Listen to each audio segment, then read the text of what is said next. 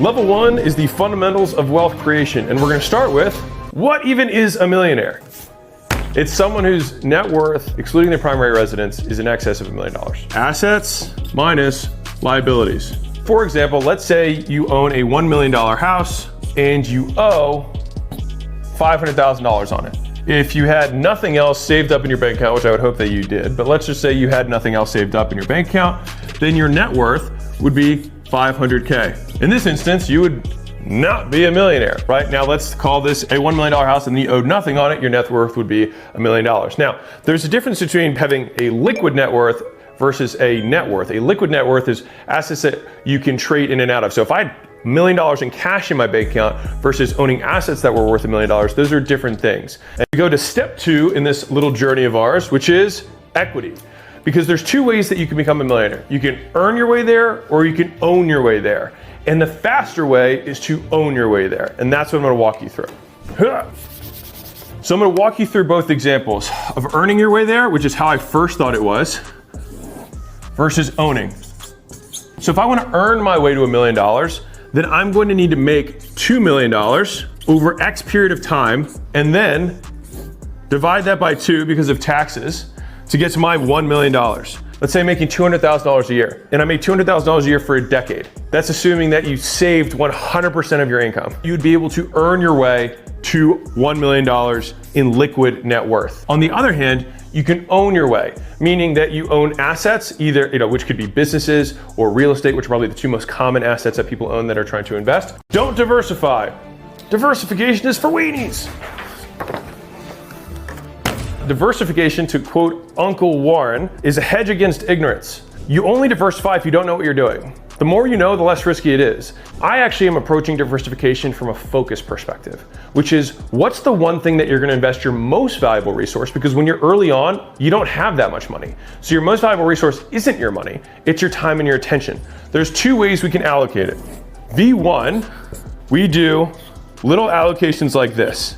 I'm gonna look at crypto, I'm gonna look at day trading, I'm gonna look at Forex, I'm gonna look at flipping houses, I'm gonna look at long-term investing in real estate, I'm gonna look into Airbnb, I'm gonna look into starting an ATM business, I'm gonna look at, you get the idea, right? So let's say this is you, and this is your time and attention that you have to pursue any new opportunity. So you say, I need 7 income streams because the average millionaire has 7 income streams. So I'm gonna spread myself thin between 7 different opportunities. And while I do that, I'm gonna be multitasking, trying to fill different cups at the same time with different colors.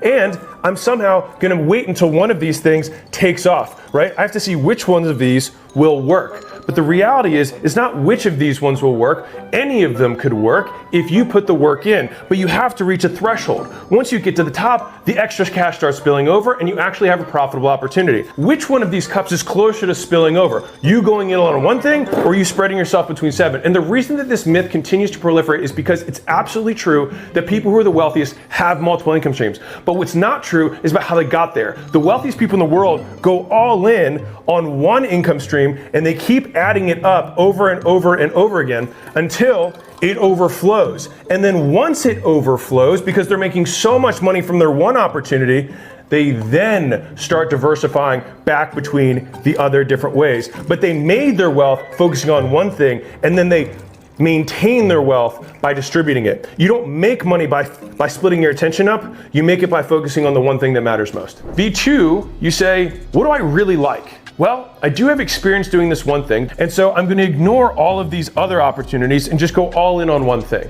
The reason I'm such a big advocate of focusing your attention on one thing is that this is where you get disproportionate returns. Because I think it's very arrogant to think that your 10% of your attention, where you're not even that good at business to begin with, spread between 10 things, is somehow going to compete against somebody who's putting all of their effort on one thing. Building the tower and then reaching a max that I can't go past anymore.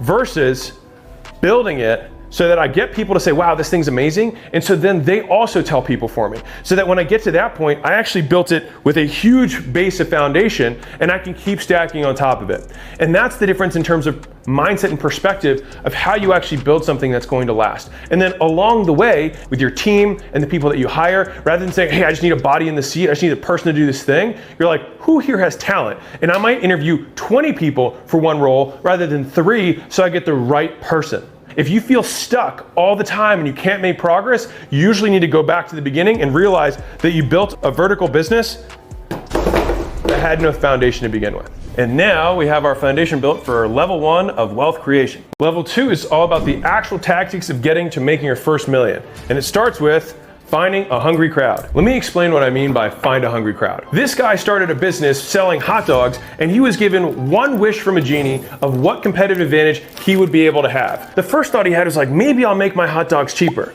The genie shook his head and was like, no. He's like, what if I made my hot dogs taste better? And the genie said, no, don't waste your wish on that. Maybe I'll just make mine the fastest cooking so I can serve the hot dogs faster. The genie said, that's not what you want to waste your wish on. The genie looked at him, holding the hot dogs and buns in hand, and said, it's not about the hot dogs. If you want to build an amazing business, you want to put your hot dog stand on the best corner in front of a starving crowd. Because if your hot dog stand is on the corner, it doesn't matter how cheap they are, how good they taste, how fast they cook. The moment that hungry crowd walks out and sees your hot dog stand, they're going to sell it every time. So right off the bat, I want to talk about two key concepts when it comes to finding a hungry crowd. One is that we have to understand that the market is always going to be the strongest variable in how much money you make, right? If you're selling toilet paper during COVID, you're going to sell out, right? Because it didn't matter how good your toilet paper was, there was a starving crowd. And so supply demand, which is one of the reasons that we have it as our logo, it is the strongest force in all of economics and business. It is the core thing that everything else is built on. And so you have to understand that the market is number one. The next lever on this is the offer that you give people, right? If you have a superior offer, then if you're in a normal market, that'll be the next lever that you have. If I say, hey, start for free, and I only get paid if you get some sort of result, and it's a truly free, low risk, amazing value, and you get results tomorrow offer, then you're gonna sell 10 times, 100 times more than someone who just has like a, you pay me, and maybe you get results, and maybe you don't type of service or product. The final thing is your ability to persuade. Ideally, go after a really big market with an amazing offer and be a hell of a persuader. But the thing is you can be terrible at persuading and have a terrible offer and say you can only buy my toilet paper in 80 roll chunks or I'm not gonna sell it to you and still sell out during COVID. But if it's not COVID, then it's how can I make the toilet paper offer that I have significantly more compelling? And if all the toilet paper offers look the same, then it just comes down to how well I can persuade people to buy mine. That's concept one when it comes to finding a hungry crowd. Effort is what you have to start doing that you weren't doing, that you don't want to do as a result of the purchase. Sacrifice are things that you have to stop doing that you wish you could do, but can't do anymore as a result of the purchase. And so for our lovely young lady, she's gonna have to sacrifice Margarita Mondays and Taco Tuesdays. She's no longer gonna be able to get to do that even though she wants to do that. She's gonna have to sacrifice sleeping in on the weekends, and she's gonna have to start waking up early and working out and eating food that she doesn't like. And this is a proxy. It doesn't have to be 2 locations. You could be hiring 2 people, hiring 2 reps. It doesn't matter. 2 more developers if you're a software company. It works the same. 2 more per month costs X dollars. We have Y profit. So all we do is we say whatever the profit is at the end of the month, we subtract this, and then we have a watermark above which we always leave in the account. And then everything else, we distribute as cash flow. That's a different way of doing it. This is a little bit more aggressive if you want to maintain a certain growth rate. This one is a little bit more flexible. It really depends on you and your tolerance for risk. And that's one thing that I'd say I pride myself on in terms of our ability to help portfolio companies and newer founders who are creating their first kind of generational wealth, is these are hard conversations to have and are really important conversations to have. Our second level, which is setting goals. And I think this is a really misunderstood topic. Most people think like, oh, I need SMART goals or specific measurable goals. Bad. I'll show you how I do that. All right, so rather than focusing on outcomes, we focus on activities. So the goal shouldn't be what happens, but the goal should be what we do. I had a buddy of mine. So they started doing 10 grand a month, 20 grand a month, 30 grand a month. And then he would fall off. And I was like, why do you keep falling off? He said, well, I make the money and I hit my goal, so then I like ease off the gas pedal. And I said, it's because you're defining your goals the wrong way. I see you as not hitting your goal every time you're not doing the activities. And so I said, make the activities the goal, and then you'll hit it every time and more. People. So I'm going to explain a concept called the quad marketing calendar. All right. So you think about this as internal and external to your business. Now you've got prospects on this side. We got customers, candidates, you got employees. And so you actually need to be marketing in all 4 directions at all times. Most people spend all their time advertising here. They say, okay, I'm gonna spend all my resources advertising to get prospects. And then they convert those prospects over this money line, and they turn those prospects into customers. But the problem is, if you only advertise in this direction, who's gonna deliver the thing to these customers? Well, you need employees, which means that you also need to be advertising to get candidates to turn into employees. You can strengthen your reputation by putting more and similar types of experiences together. So you're like, oh, he's got a strong interest in this thing. Now, if every single one of these would be different, and some of these were weeds, it would be a lot harder to understand what is the point of this thing. And let's say that you had a drunk driving accident, right? All of a sudden, how different does this bouquet look? Which shows you how one negative experience in your life can actually affect how people see the rest of everything else. And so when we're thinking about brand or building a reputation, I like to think of it as what flowers do I want in my bouquet and which things am I ultimately trying to emphasize or not include at all. And what associations are going to be ones that strengthen this and which are going to be ones that break it apart. So reputation is a different word for saying what a brand is. And a brand is simply an association between something you know and something you don't know. When we're building a brand, you want to associate all the things that you want someone to think about you with the thing that they don't know yet, which is you. Now, for me, the more my personal brand has grown, the more I have transposed Acquisition.com's association with me. And so now when my team goes out to the airport and is wearing a hat that says Acquisition.com, people are like, dude, can I buy that hat from you? Because they've gotten value from my videos in my books. They see an association with that value and they want to pay for it. Compounding is when something multiplies unto itself. All right, so if I have $100 and it compounds at 10% a year, next year it'll be at $110. The year after that, I add 10% of this number, which is I'm 121, right? And then the next year, 133, and so forth. And so you notice that even though the time between these intervals remains the same, the actual amount that we're growing continues to rise proportionally to how much we have, which is how Uncle Warren can have $100 billion and still make another $15 billion